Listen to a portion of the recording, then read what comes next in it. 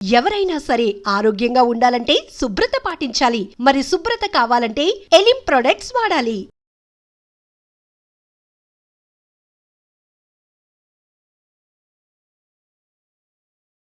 నమస్కారం, welcome to I dream. ధర్మ మార్గం విత్ విజిత కార్యక్రమానికి స్వాగతం. ప్రస్తుతం మనతో పాటు ఉన్నారు ప్రముఖ ఆధ్యాత్మికవేత్త, పూర్వపు యాదగిరిగుట్ట అర్చకులు, ఆంధ్ర ఉపన్యాసకులు డాక్టర్ సందుగు కృష్ణమాచార్యుడు గారు. ఇప్పుడు వారితో మాట్లాడి మరిన్ని మంచి మంచి విషయాలు అడిగి తెలుసుకుందాం. నమస్కారం అండి. సంతోషం. మా మీడియా విజితకు విజయం, శ్రావణ వైభవం. అందరూ ప్రతి చిన్న కార్మికుడి నుండి అంటే కింద మనకుండేటువంటి రక్షకుడి దగ్గరి నుండి ఉన్నత స్థానం దగ్గరి దాకా క్షేమంగా ఉందురుగాక.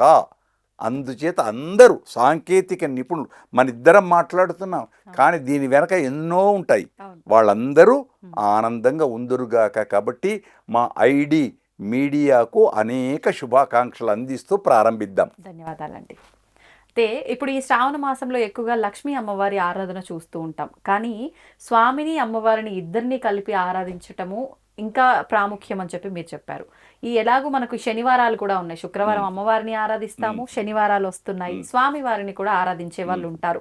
7 శనివారాల వ్రతము అని చెప్పి ఇలా ఆచరిస్తుంటారు. ఏ విధంగా ఉండాలి ఈ ఆచరణ అంతా కూడా? ఇది పెద్దలు అత్తయ్య, మామయ్య, తాత, తండ్రి ఏ విధంగా ఇచ్చారో ఆ విధంగా ఉండాలి. అదే ఆలయంలో కూడా, ఆలయాలలో కూడా వెనకటి నుండి వస్తున్నటువంటి సంప్రదాయం, సనాతన ధర్మం. దాని లోపల సనాతన ధర్మం, అసనాతన అనే పేరు ఉంచండి. అలానే ఆలయాలలో కూడా ఏనకటి నుండి ఏ ఆచారాలు అయితే వస్తున్నాయో అదే ఆచారాలు పాటిస్తారు ఇప్పటికి కూడా ఎన్ని చెప్పినా ఆ ఆచారం మాత్రం ఉంటుంది. 1. 2, ఇక్కడ లక్ష్మీనారాయణ తప్పకుండా దంపతులను కలపడమే మన తప్ప విడదీయడం లేదు. 2, 3 దీపం, జ్యోతి. రేపు శ్రావణ మాసంలో జ్యోతి రూపంలో ఆరాధిస్తాం వెంకటేశ్వర స్వామిని. బాగుంది. వెంకటేశ్వర స్వామి జ్యోతి స్వరూపుడు. రేపు అయ్యప్ప కూడా జ్యోతి స్వరూప, హరిహరపుత్ర అయ్యప్ప. ఆయన బ్రహ్మచారే, హరిహరపుత్రుడు బ్రహ్మచారే. రేపు ఈ ప్రశ్న కూడా అడగొచ్చు. కానీ జ్యోతి రూప, జ్యోతి అంటే ఎవరు? దీపం జ్యోతి, పరంబ్రహ్మ ఈజికల్ట్ అంతా అతనే. ఆయన్నే భగవంతుడు, ఆయనే అమ్మ, అంతా అదే. అందుకు శ్రీనివాసుడి దగ్గరికి వచ్చేసే వరకు శ్రీనివాసుడు ఎక్కడ? వక్షస్థలంలో ఉంది ఆదిలక్ష్మి, ఇటు భూదేవి. ఇద్దరు ఉభయ దేవేరులతో ఉంటాడు భగవంతుడు. కనుక ఆ భావన రావాలి. ఒక్కడనే ఆరాధిస్తున్నాని కాదు. కనుక ఉభయులను కూర్చి చక్కగా ఆరాధిస్తూ ఆ దీపంలోనే వత్తులు కూడా అదే స్వామి అమ్మవారు. ఆ దానితో కలిపి ఆరాధించి ఆ జ్యోతిని వెలిగించి ఆ ఆరాధనలు అందిస్తే చాలు, అంతే. తృప్తిగా ఆనందంగా స్వామి నీవే తప్ప నితప్పరం బెరుగన్, నువ్వే నాకు దైవాన్ని రక్షించు అని శరణాగతి చేస్తే చాలు, గొప్పది అది. ఇప్పుడు అంటే మనకి శ్రావణ మాసంలో మహా అయితే 4 శనివారాలు 5 శనివారాలు వస్తాయి. మరొకవేళ 7 శనివారాల వ్రతం చెయ్యాలి అనుకున్న వాళ్ళు ఇప్పుడు మొదలు పెట్టొచ్చా? మొదలు పెడితే మిగతా మంత్లో కంటిన్యూ చేయొచ్చా? ఎప్పుడైనా మొదలు మంచికి ఒకటే ఇది, మంచికి సమయం, ఇవన్నీ మనకు నియమాలు ఎన్నో ఉన్నాయి. ముహూర్తం, గ్రహచారం, నక్షత్రం, బలం, ఎన్నో ఉన్నాయి.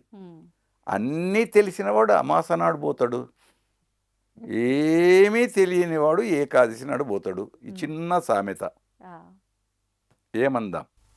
కనుక ఇవి మనం ఏర్పరచుకొని పెద్దలు చెప్పిన నియమాలు కాకుంటే నియమాలను తప్పుపట్టడం కాదు.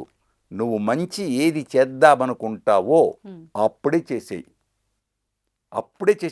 అందుకు నేను దానం చేస్తాననేటప్పుడు ఈ చేతి నుంచి వచ్చే దానం ఇట్లా ఇస్తా అనుకునే లోపల మళ్ళీ అవతలకు పోయి వచ్చే లోపల నీ మనసు ఏం మారుతుందో. కనుక ఆ దానం వెంటనే చేసేయి మంచిని. కాబట్టి మంచికే చెప్పాడు, చెడు చెప్పలే. చంపుతా అన్నావు కాబట్టి వాడిని ఇప్పుడే చంపేయి అని చెప్పలే, ఎక్కడ ఏ శాస్త్రం చెప్పలే. కాబట్టి మంచిని ఎప్పుడైనా, ఇది ఒక్కటే కాదు, అన్ని శుక్రవారాలు మంచియే. ఒక్క శుక్రవారమే కాదు, రోజు కుంకుమార్చన మంచిది. ఆలయాలలో రోజు కుంకుమార్చన, ఉదయం కుంకుమార్చన, సాయంత్రం కుంకుమార్చన. మళ్ళీ అక్కడ శుక్రవారమే అని లేదే. కానీ మళ్ళీ శుక్రవారానికి ప్రాధాన్యత ఇవ్వాలి. కాబట్టి ఉంజలి సేవ అని ఒక ఆలయంలో, ఇంకొక ఆరాధన అని ఇంకో ఆలయంలో, ఇంకో ఆరాధన, ఏదో రూపంలో మొత్తానికి ప్రత్యేక ఆరాధనలు ఉంటాయి, సామాన్య ఆరాధనలు ఉంటాయి. కనుక సంతోషం. అంటే ఇప్పుడు మనం ఏ వారము ఏ దేవుడు అనేదంతా అవసరమే లేదు. మన భావన ఎలా అనిపిస్తే అలా అది ఆరాధించొచ్చు. గొప్పది. ఉమ్, ఇప్పుడు మీరు చెప్పిన దానిలో 100 మార్కులు కాదు, 200 పైన మార్కులు వేస్తున్నా. అంటే 100 plus plus plus plus plus వేస్తున్నా మార్కులు. ఉమ్. కనుక ఎప్పుడు అనలేదు. ఆ, నీకు మంచి ఎప్పుడు అనిపిస్తే అప్పుడు చెయ్యరా బిడ్డ, మంచి చెయ్యి, అంతే. చెడు చెయ్యకు, ఉమ్. అంతే. మనం భగవంతుడి విషయంలో ఏం చేస్తున్నా సరే ఏదో ఒక భయం అనేది ఉంటుంది.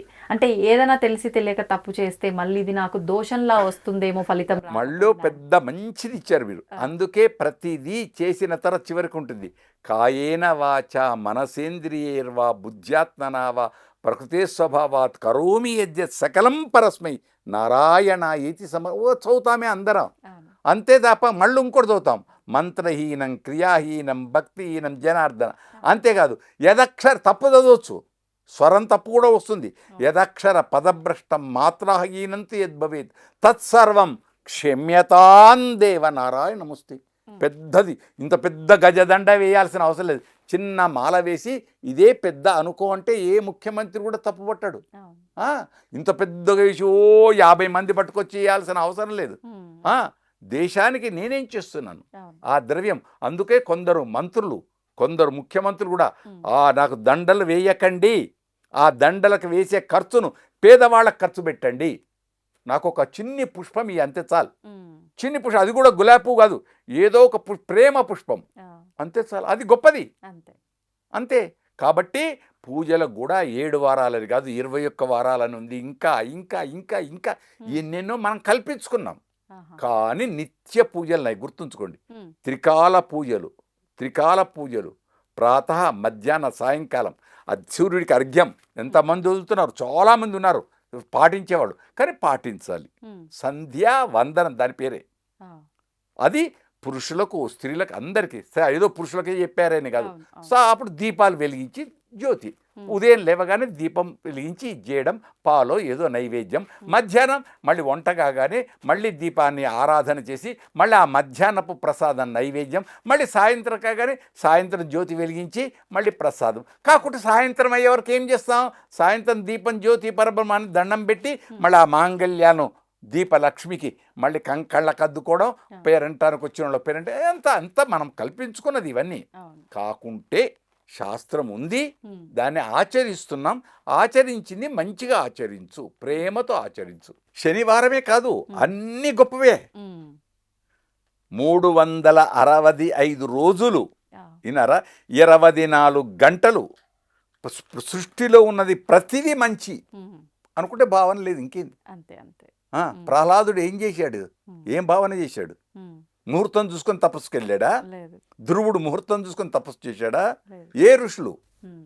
కనుక మంచి ఎప్పుడైనా సరే యాత్ర రంగయాత్ర దినే ఆ, కులశేఖరులు అనే మహారాజు చక్రవర్తి ఆయన శ్రీరంగం వెళ్ళాలనుకున్నాడు. ఉమ్. వెళితే రాజ్యం ఎట్లా, మళ్ళీ మంత్రి వచ్చేవాళ్ళు, ఏదో పని చెప్పి ఏదో చేసేవాళ్ళు, మళ్ళీ అక్కడనే రామాన్ దండం పెట్టేవాడు. అట్లా మహనీయులు ఎన్ని లేవు, అవును. ఎన్నెన్ని ఉన్నాయి. కనుక రోజు ఆరాధిద్దాం ఎదుటి వాళ్ళని. మా ప్రాణి సేవ, సర్వ ప్రాణికి సేవిద్దాం. అంతే. తోచింది ఏదో అంత. కానీ ఇంకొక ఇక్కడ మంచి మాట చెప్పారు, ఉమ్. వెనకటి సినిమాలు, ఈ సినిమాలు కాదు, అంటే ఇప్పటి సినిమాలు నేను తిడుతున్నానని కాదు, మంచి అందించడం లేదు ఏమో అని మనసులో అనిపిస్తుంది. ఎందుకు ఉదాహరణ ఇచ్చిన ఒక్కటే, ఒకనాటి లవకుశలో ఎన్టీ రామారావు గారు నటించిన లవకుశలో కుశలవులకు చెప్తాడు, యజ్ఞాని కోసం సమిధలు తీసుకురా, కర్రలు తీసుకురా బాబు అంటాడు. ఆ కుశలవులు వెళ్ళి చెట్టుకు నమస్కరిస్తారు. నమస్కరించి మీ నుండి నేను ఈ కర్రలను స్వీకరిస్తున్నాము. ఇప్పుడు ఎంతమంది అలా చెట్టుకు నమస్కరించి కొడుతున్నామో నాకైతే తెలియదు. మళ్ళీ ఆనాడు డైరెక్టర్స్, ఉమ్. ఆనాడు డైరెక్టర్లు, ఈనాడు డైరెక్టర్లు, ఆనాడు నటులు, ఈనాడు నటులు, ఆనాడు పండితులు, ఈనాడు ఏ లోటు లేదు. ఉమ్. చెప్పేవాళ్ళు సరిగ్గా చెప్పటం లేదు, ఆచరించేవాళ్ళు ఆచరించరు. వాస్తవం. అదొక్కటే. విన్నారా? కాబట్టి ఆడంబరాలకు వెళ్ళొద్దు, ఉమ్. చెడును కాకుండా మంచిని అందిద్దాం, అంతే. ఆ మంచిని పట్టుకొందాం. ఒకటి ఉదాహరణ, గులాబీ పుష్పం ఉంది, ఆ పుష్పం ఏంటి, పరిమళం అందించాలి. అందుకే పెద్దలేమన్నారు, వాసన లేని పువ్వు బుధ వర్గము లేని పురంబు. ఎన్ని గొప్పగా చెప్పాడండి. బుధ వాసన లేని పువ్వు అన్నాడు. అంటే మంచి గుబాళింపు కలిగింది కావాలి. బుధ వర్గము లేని పురం. బుధ వర్గం అంటే పండితుడని కొందరు అనుకుంటున్నారు. స్కూళ్ళు లేని ఊరు ఉండకూడదు. బుధ వర్గము లేని పురంబు అంటే పాఠశాలలు చెప్పేవాడు ఉన్న ఊరు ఉండాలి. ఎడ తెరగక పారు నీరు జలము నది ఏం కావాలి మనకు? భగీరథ, మిషన్ భగీరథ, అవన్నీ ఉండాలి. అవే వెనకటి ఏది చెప్పినా ప్రజల క్షేమం, అందరూ బాగుండాలి, ఆనందంగా ఉండాలి. చక్కని చదువు. పోతన్న ఒక మంచి మాట అంటాడు. పోతన్న రాస్తూ ప్రహ్లాదుడి చేత అనిపిస్తాడు. తండ్రికి చెప్తాడు. హిరణ్యకశిపుడు చెడ్డవాడు అనుకుంటున్నాం, కానీ చెప్తాడు. ఏమంటాడు హిరణ్యకశిపుడు కొడుకు? చదివించదన ఆర్యులొద్ద చదువుము తండ్రి. నిన్ను తీసుకెళ్ళి ఆర్యులొద్దా అన్నాడు. ఏదో గురులొద్దా అని అనలే. అంతకుపూర్వం అని చెప్పాడు. చదివిన సదసత్ వివేక చతురత కలుగన్. సత్ అసత్, ఏది మంచి ఏది చెడు అది తెలిస్తే చాలు. అందరు అబ్దుల్ కలాం, అందరూ చిన్నజీయర్లే, అందరూ రాజులే, అందరూ అంతే. ప్రజాస్వామ్యం అక్కడ దాకా ఎందుకు? మన ప్రజాస్వామ్యం రోజు అంటామే, ఉద్యోగులు అందరం అంటామే, హక్కులు అడుగుతున్నాం. విధులు మన ప్రజాస్వామ్యంలో రాజ్యాంగంలో రెండున్నాయి, హక్కులు ఉన్నాయి, విధులు ఉన్నాయి. విధి ఎవరి డ్యూటీ వాళ్ళు చేస్తే, భార్య డ్యూటీ భార్య, భర్త డ్యూటీ భర్త, విద్యార్థి డ్యూటీ విద్యార్థి చదవడం. ఎవరి డ్యూటీ వాళ్ళు చేస్తే ఇంకేమి లేదు. అదే రామరాజ్యం. దొంగలే లేరు, తాళాలు అవసరం లేదు.